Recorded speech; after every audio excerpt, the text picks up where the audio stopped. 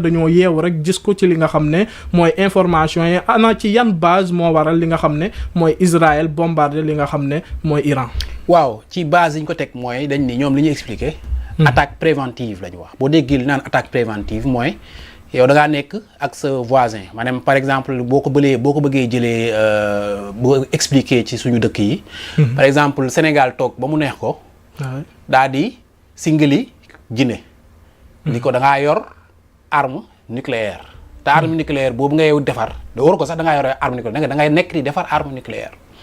arme nucléaire boobu ngay defar tey jii. soo ko defaree ba mu pare mën nga ma cee attaqué. donc ci soupçon yooyu. laay sukkandiku man Sénégal jël sama armée ñëw dal sa kaw yëf yi noonu la demee. Israël dafa toog ba mu yàgg. mu ni kat Iran mi ngi nekk di defar bombe nucléaire te dafa mel ni defar bi ñu koy defar nii yëf yi avancé na te wóorul Iran yor bombe nucléaire bu ko yoree ñun dootuñu nekk ci jàmm parce que mën nañu attaquer.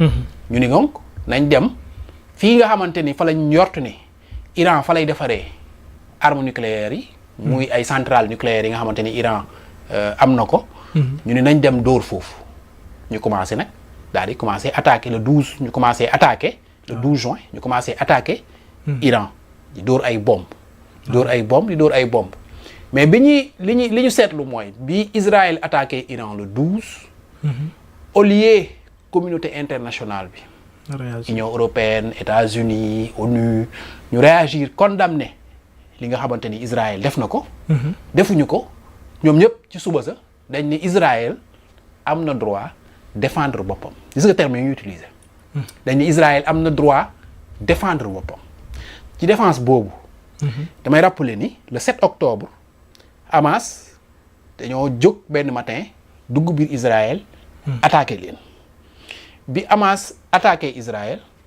communauté internationale bi lan la ñu wax dañ ni Hamas attaque terroriste la def biir Israël. ñaari langage yi bokkul. deux poids deux mesures. muy droit international bi. mën nga considérer ne Hamas tey jii bu ñuy wax ci waxu actuellement li xew Gaza. boo déggee seen élément de langage yi tu as l'impression que tout commence le 7 octobre quand Hamas a attaqué Israël. parce que li ñu def ci bopp li ñu bëgg a def ci bopp nit ñi mooy Hamas moo attaqué Israël alors que ça ne s'est pas passé comme ça. depuis 1948. Israël mi ngi attaqué Palestine. jël seeni char di bombarder dëkkuwaayu Palestine yi di nangu seen dëkkuwaay di avancer colonisation. Absolument. C'est le seul pays au monde tey jii boo xamante ne tey jii communauté internationale da koo nangul. tey jii muy coloniser beneen dëkk coloniser ay suuf. c'est pour te dire la gravité de la chose quand il s'agit d'Israël on pardonne tout. Israël rek lay tey la ñu permettre bi ñuy abolir colonisation ba léegi kenn xamul ñaar at la mais ñoom permettre nañ leen tey jii.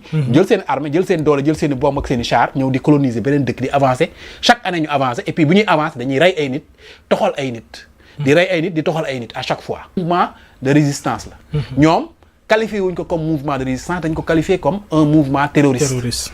loolu mooy différencier parce que communauté internationale bu ñuy définir Hamas dañ naan mouvement terroriste la palestiniens yi bu ñuy définir Hamas dañ naan c'est un mouvement de résistance effectivement il y a de quoi résister parce que depuis 1948 il y a un état qui est là superpuissant soutenu par toute la communauté internationale qui vient coloniser li nga xamante ne mooy seen terre donc loolu ci droit international may na la tey jii bu benn force jógee fa la ñëw coloniser say bëgg a ñëw nangu say terre nga résister donc loolu mën na nekk fondement bi nga xamante ne tey jii mooy nekk waayu Hamas.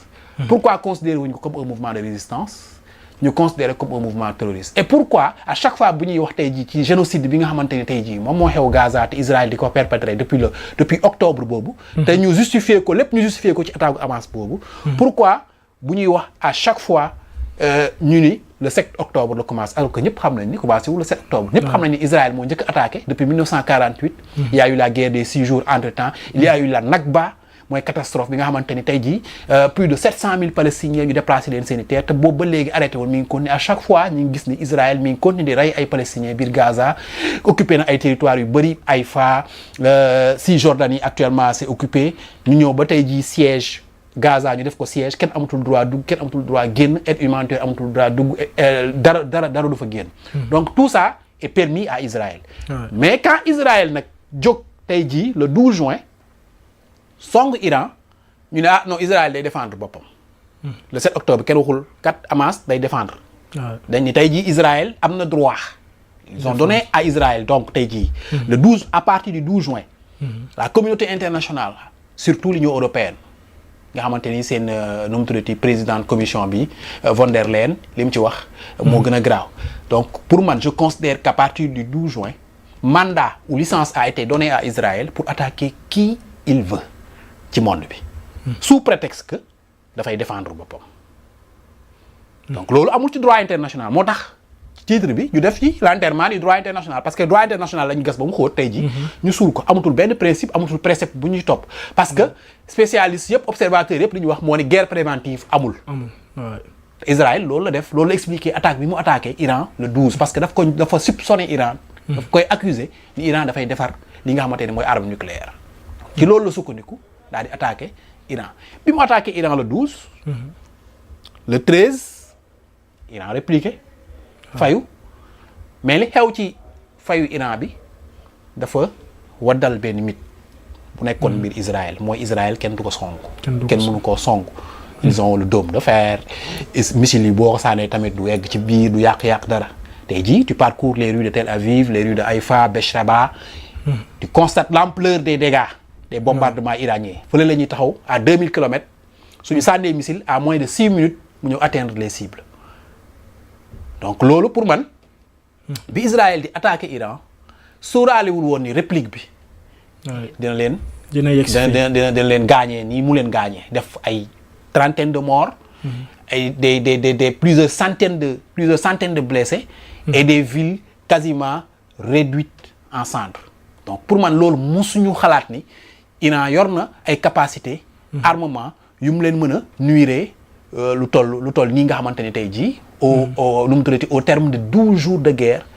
nga dugg biir Tel Aviv doo ko xàmmee biir Israël quand même c'est assez grave mooy li may wax mooy mythe dafa am mythe boo xamante ne tey jii dafa daanu mooy Israël n'est plus invulnérable qu'on le décrivait donc loolu muy ñaar yi nga xamante ne tey jii mën nga koo seetlu ci attaque yooyu beneen bi mooy li nga xamante ne tey jii dafa xew ci lu graaw ci guerre bi mooy bi ñu demee guerre def ñuy sànnante ñoom chaque jour bu Israël xëyee dem bombardé ay sitam fële ci Iran guddi gi wala bëccëg gi sax mu yónnee leen ay missiles yàq ñu dem ba ci biir États-Unis dugg ci guerre États-Unis dugg ci n'importe comment foofu sax dinaa fa ñëw mais dafa am lu nga xam ne bëgg naa ñu waxtaan ci mooy gis nañ que voilà attaque surprise moo am mais ñu ci bëri ci li nga xam ne mooy ay savant wala boog sax ci li nga xam ne mooy seen commandement ci armée iranien bi gis nañ ne voilà Israël à travers Mossad dañ leen éliminer loolu mën nañ jàpp ne faiblesse la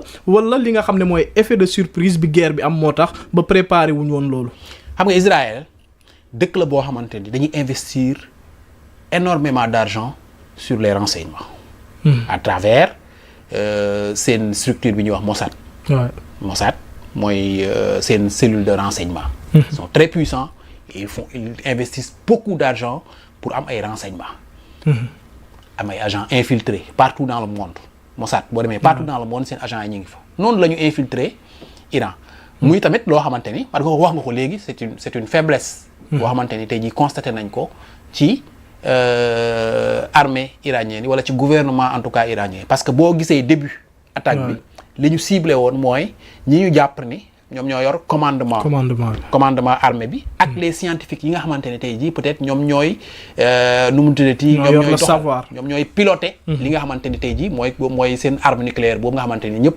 njort nañ ni Iran sori na ci trop ci construction bi donc tey jii moo tax bi ñu commencé rek ñooñu la ñu commencé cibler di éliminer nañ ci peut-être une douzaine yoo xamante ni ay scientifiques lañ ñi ay commandants lañ ci armée bi ñi ay généraux lañ donc éliminer nañ ci une douzaine y a eu même un moment boo xamante ni Netanyahou li mu bëggoon mooy tout simplement éliminer l'ayatollah Khamenei Ali Khamenei pour nee na moom parce que moom li mu jàpp mooy bu ñu éliminer Khamenei peut-être dagg nga boppu régime bi mën na daanu après ñu def changement de régime installé keneen ki nga xamante ni mooy prince nu mu tudd Pahlavi bi nga xamante ni c'est le fils du Shah loolu après peut-être mën nañ ci ñëw après mais li ñu def 2 premiers jours wala 3 premiers jours yi mooy dañoo ciblé woon seen attaques yi ci éliminer ay autorités iraniennes yoo xamante ni ci armée soit ci armée bi lañ nekk. soit ci comité scientifique bi lañ nekk soit ci gouvernement bi lañ nekk te loolu je pense que. réussir nañ en tout cas éliminer ci une douzaine. mais soo dégloo observateur neutre yi nga xamante ni peut-être dañuy liggéey ak ISIS. bi nga xamante ni défense ak sécurité ci monde bi. ci lañuy liggéey structure boobu dañuy liggéey aussi agence internationale de l'énergie atomique mooy AIEA. li ñu wax mooy présentement Iran mi ngi yor 20 000 scientifiques. 20 000 scientifiques yoo xamante ni ñu ngi liggéey ci énergie nucléaire boobu. 20 000 scientifiques donc sur 20 000 boo ci éliminer 8 wala 12 il te reste quand même. Pas mal de personnes à éliminer pour nga mën a enrayer nu mu tuddati compétence scientifique bi nga xamante ni mooy permettre Iran mu am tey jii mu am tey jii bombe bi moo tax élimination yi certes mën na am impact mais impact bi c'est peu par rapport ak capacité intellectuelle bi nga xamante ni tey jii Iran yor na ko en termes de scientifique yoo xamante ni en termes de penseurs parce que Iran dëkk la boo xamante ni dafa am histoire surtout ci wàllu xare am histoire ci wàllu civilisation les Perses ñëpp xam nañ seen doole ci histoire civilisation histoire u xare boo jëlee sax jamonoy yenent bi am na ci kenn ku ñuy wax Salman al Farisi Farisi boo déggee Perse yi ay Faris lañ boo déggee sax bu ñu bëggee décrire nit sax tey jii njàmbaarteem wala ab noblesse am dañ naan kii Faris la donc Faris foofu la jógee Salman al Farisi moom jamono yenent bi ñëpp xam nañu rôle bi nga xamante ni tey jii joué woon na ko ci guerre des tranchées bi nga xamante ni tey jii juif yi ak lënkaloo nañ ak waa Quraysh ñëwoon bëgg a faagaagal yenent bi biir Médine ba mu yenent bi dajalee saxaaba yëpp ni leen lu ngeen xalaat ci xare bi ba ñëpp joxee seen stratégie moom ba mu jógee stratégie ba mu joxe woon yenent bi moom lañu appliqué woon te moom moo sauvé jullit yi keroog mooy defar tranchée diggante Médine ci buntu Médine bi nga xamante ni gas fa benn kii bu mag nga xamante ni mooy tere ennemis yi bu ñu ñëwee ñu mën a jàll dugg ci biir Médine mën a faagaagal ñi nga xamante ni mooy julliti te boobu xalaat la yonent bi adopté woon te moom moo sauvé julliti ci guerre des tranchées boobu ngay dégg donc ñoom dañoo am histoire ay stratège lañ en matière de conflit en matière de guerre iraniens yi quand même ay Perses yi am nañ ci histoire boo xamante ni peuple boobu résilient d'abord duñu gaaw a bàyyi parce que depuis 1979 Iran est sous embargo seen problème yeeg États-Unis seen problème yeeg Irak ak seen problème yeeg Israël chaque jour mais c'est un peuple quand même très très très résilient te dañu am aussi ñaari force mooy seen superficie moo ëpp kii Israël fuuf Israël c'est quoi c'est 20 000 kilomètres carrés ou quelque chose comme ça. Iran, c'est peut-être 1000 fois plus. C'est 1,6 million de kilomètres carrés. 27 millions d'habitants. Iran. C'est une force en matière de démocratie, en matière de démographie, et c'est une force aussi en matière de superficie. Donc, tey jii moo tax Israël a tous les problèmes du monde pour localiser. fi nga xamante ne tey jii Iran fa la denc son uranium enrichi. pour ñëw ci uranium enrichi boobu. en mi-mai agence internationale de l'énergie atomique dafa def rapport daal ni Iran actuellement détenir na 406,8 kilogrammes d'uranium enrichi à hauteur de 60%. loolu interpellé ñu bari parce que nee nañ experts yi nee nañ uranium boobu si c'est enrichi à hauteur de 90%, alors l'Iran aurait la capacité de fabriquer 9 bombes atomiques. 9 bombes atomiques. léegi nag loolu mooy coow li fan la. uranium enrichi boobu fan la ko Iran def. fi ñu soupçonné woon ni fan la ko Iran def lu ëpp mooy ci installation Fordo. looloo indi en fait États-Unis ci conflit bi parce que bii Netanyahou demee ba xam ne amul les capacités militaires pour atteindre les installations de Fordo parce que c'est foré à près de 80 mètres. te amul ay bomb yu ko mën a egsi benn kenn la ci yaakaar mooy États-Unis mi am GBU 57 bi nga xamante ni tey jii moom buy perforer bomb la boo xamante ni defe naa B2 yi ay avion yuy wax B2 ñoo koy largué su ñëwee dañuy mën nañ dem en profondeur ba 80 mètres ñu doog a exploser looloo tax Netanyahou supplier woon ki nga xamante ni tey jii mooy Donald Trump pour mu ñëw dimbali leen wàllu si leen ci guerre gi. mais Trump dafa am écueil parce que constitution américaine bi permettre ko mu entrer en guerre sans l'aval du Congrès. Ouais. mais foofu tamit da ngay gis ni adduna bi ni muy wéy di doxe loi du plus fort daf fi am doole. mooy soo amee doole lu la neex ngay def. Trump jékki na mu jékki-jékki décider ni dafay attaquer li nga xamante ni mooy installation Fordo yooyu. embarqué armée américaine bi ci benn guddi ñu bombardé li nga xamante ni tey jii mooy Iran te mënoon a indi jéey ju mag a mag ci àdduna bi. su fekkoon ni installation yooyu ñu bombardé woon uranium enrichi bi mi ngi fa woon parce que radiation yi après. moom moo doon indi problème bi gën a mag ci àdduna bi te du woon yem kese ci Iran ak Israël. mënoon na conséquences yi mënoon na law fépp selon les scientifiques non seulement ci environnement bi ak ci nit ñi nga xamante ni ñoom ñooy dund autour. donc bi Trump attaqué Iran dafa violer constitution États-Unis violer li nga xamante ni tey jii mooy droit international bi ginnaaw bi Israël njëkkee violer droit international bi attaqué Iran ci ni ñuy wax attaque préventive. donc muy doon ñaari violation yoo xamante ni def nañ ko droit international bi gas ba mu xóot suul ko jéggi loolu yëpp daal di song ki nga xamante ni mooy Iran. te au même moment ñuy reprocher à Poutine. li muy def.